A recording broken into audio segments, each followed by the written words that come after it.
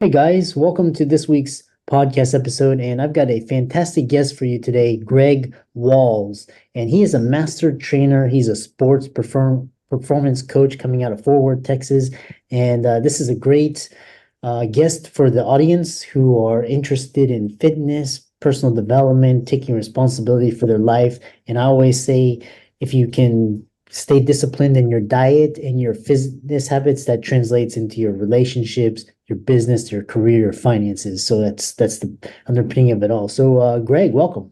Hey, man, I appreciate you, Chris. Appreciate you having me. It's gonna be Yeah. good. Yeah, I love that. And kind of, we connected through Podmatch. So start with, kind of a brief overview of what you do, how you got started, and what the audience can benefit from your expertise. I'm a teacher and a coach by trade. That's what I got my degree in at TCU in education. I've coached multiple sports. I've coached college football. I've coached football actually on every level. I've coached baseball in middle school and high school. I've coached football in high school. So I'm a coach and I'm a teacher by trade.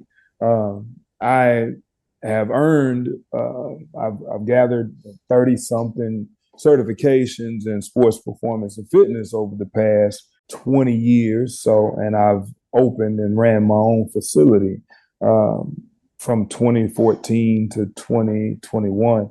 And I've been building programs ever since. So that's what I do. That's who I am. As a business owner, as an entrepreneur, as a professional.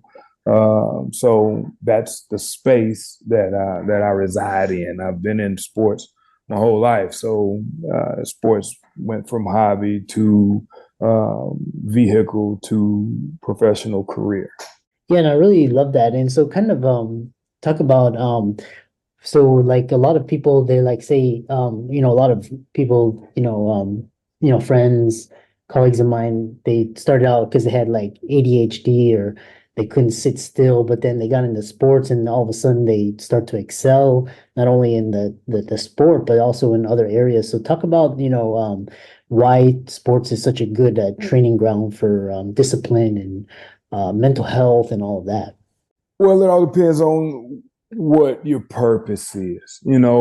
Sports to me is just it's the avenue, it's the vehicle, it's the tool. For some, it can be a springboard. It can elevate you and take you to places that you probably wouldn't go or see without it. For others, it's recreational, or it's an opportunity to see where you stand amongst your peers or amongst competition, or your curiosity and your abilities. So it really depends on how you view your vehicle.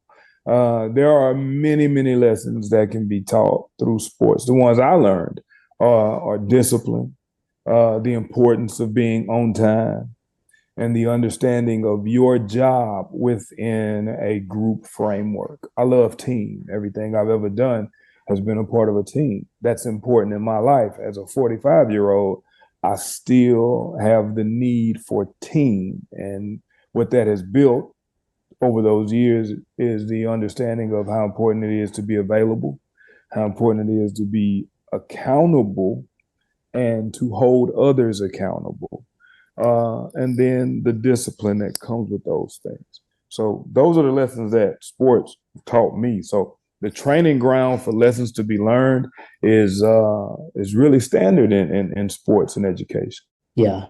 And what's interesting is I'm not a I wasn't a I didn't excel in sports, but I still, wake up early and, run and make sure I'm flexible and make sure, I can have decent mobility. And so talk about the necessity of goals and how sports can help with that. Well, the goal in any sport is to win. Competition is the ground and the goal is to win. And if you're playing for any other reason, then do something else. And that's just the truth. Like competition is the standard or the framework for sports. And the goal is to win. But you set goals within that framework, and that's important because you have to work towards something. For example, all sports have beginning and end dates. So you know when you're working towards and what you're working towards. And then over that time, you get to figure out and find out how to get to that goal. But the truth of the matter is, the goal in athletics is to win. You play to win the game. I think Herm Edwards said it best. And if you plan for any other reason, then you're doing it the wrong way.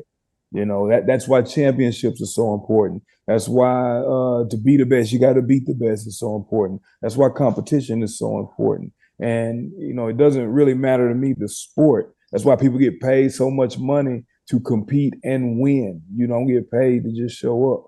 In fact, in professional sports, they'll pay you to go away if you're not winning. You'll make more money to go away by not winning than you can sometimes by winning. So that's how important it is. So goal setting, to answer your question, goal setting is the standard for athletics. So that's the first thing that you should learn. Yeah. Yeah, I love that. And it's like and it's like kind of like a it's kind of like a what is it called? It's like a metaphor for life. It's like, you've got ups and downs, think long term. You know, I train with Olympic athletes, and they go to these workshops where they talk about intentions and settings and values and clarify, and it also mindset. So talk about it starts between the ears. And that's so important. So let me ask you a question. Do you have a purpose for everything you do? I try to. I hate to sit around and just stay idle or just wander around aimlessly. I have to always have to have a direction. But you also have a purpose for many things you do. Like you're going to have a purpose for certain things. Like you go to school to graduate, right? Yeah. You play this. You go to practice to try to win. You go to job to get paid, and then some of us take it a step further. But anything that's ever been done was thought about first.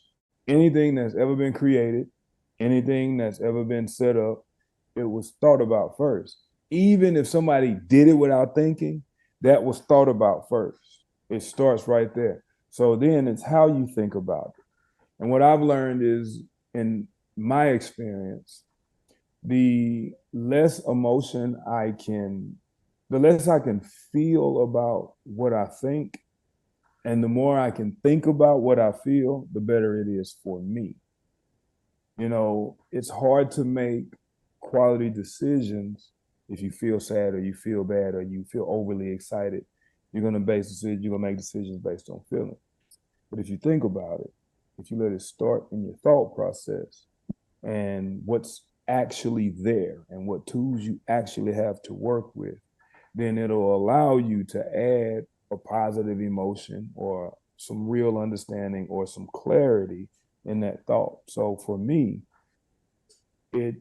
anything you do starts with the thought first, whether it's a good thought, bad thought, positive thought, negative thought, it doesn't matter, and we can feel how we want to feel about it. But anything that's ever been created, anything that's ever been done, anything that's ever been tried, it started with a thought.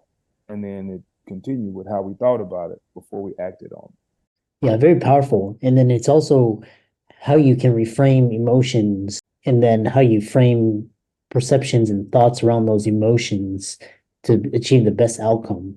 Kind of another question is, let's say, for example, a lot of the audience, they're not going to be Olympic, they're not going to be professional athletes. But so talk about in this cohort how fitness and goals is still relevant to them as it is to athletes of the highest caliber.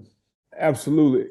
What we try to help people understand is really about what you're trying to get from it. What are you trying to get from it? Some people train for confidence. They want to build confidence. They may be in the third grade and their parents want them to at least have an understanding of what they're getting into and be confident about how to do it. So that's where we start. You have to start there. They have a different goal. I want to be an Olympic figure skater. You know what? I get that. Now, here's the reality of that. Most people will hear that and automatically put you in the category of, that's going to be hard to do. With only a few people in the world get a chance to do it. You're too young. So all of those feelings, bring about the thoughts. But let's look at the reality of the situation. Now, I think the age to be able to compete in the Olympics is 16 years old, I believe. It's either 15 or 16, something to that effect. Either way, it's young. So in order to get your 10,000 hours, you need to start young. So it makes sense to have that goal young. And now you've given yourself an opportunity to accomplish that goal. Now, really, all you need is time, right? And to become a master or an expert at anything, it takes repetition and understanding. And to get repetition and understanding, because the Bible says, regardless of what I like to use the Bible as a reference, not because of beliefs, but because of the information in it, to be quite honest, regardless of what you believe. Proverbs says, "In all thy getting, get understanding." That's a great statement, because if I understand how to do it and I put a lot of time in increasing my skill, the reality is there's a real chance that I could compete at that level. Saying all of that to say, it really depends on what you're trying to get from it. So if I'm a young person who just doesn't want to be embarrassed, how much time I got to give you the information you need to build confidence? If I'm a young person that wants to compete at the highest level according to that age, how much time do I have to give you the skills in order to increase your confidence, to get the repetitions to do what you need to do? Because that's the design. That's school. That's why school is designed the way it is. We're going to give you 12 years to get these basic skills based on this starting point. What you do with that is based on ability, what you do with the time that you have, and how quickly it takes you to increase your skill. I'll give you a real example. Steph Curry. Steph Curry has been shooting a proper jump shot since his father, who was one of the greatest shooters in the NBA history, taught him how to shoot that jump shot. Well, it just so happened he learned at a very young age. So why not 25, 30 years later, he wouldn't be able to do that based on all of those reps, the ability God gave him, and how he increased his skill over time. Yeah. That's real. Regardless of what people say and how they feel, well, he was just gifted. True that. He was a talented guy. Absolutely. But the fact of the matter is he's been shooting a proper jump shot since he was however many years old. And all he did was increase that skill over time, because the height of the rim never changed. The distance from the three-point line never changed. It was constant. Basketball is constant. The game is constant. He did what he had to do to evolve and make himself great in that opportunity. So let's move that to business. Let's move that to school. Let's move that to relationships. If you learn how to be a good person and have manners at 4 years old and say, yes, ma'am, no, ma'am, yes, sir, no, sir, when you're 45 and you're still speaking to your elder, you're going to say, yes, ma'am. Yeah. And you're going to get real good at it. And you're going to be able to recognize who your elder is and who deserves the proper respect.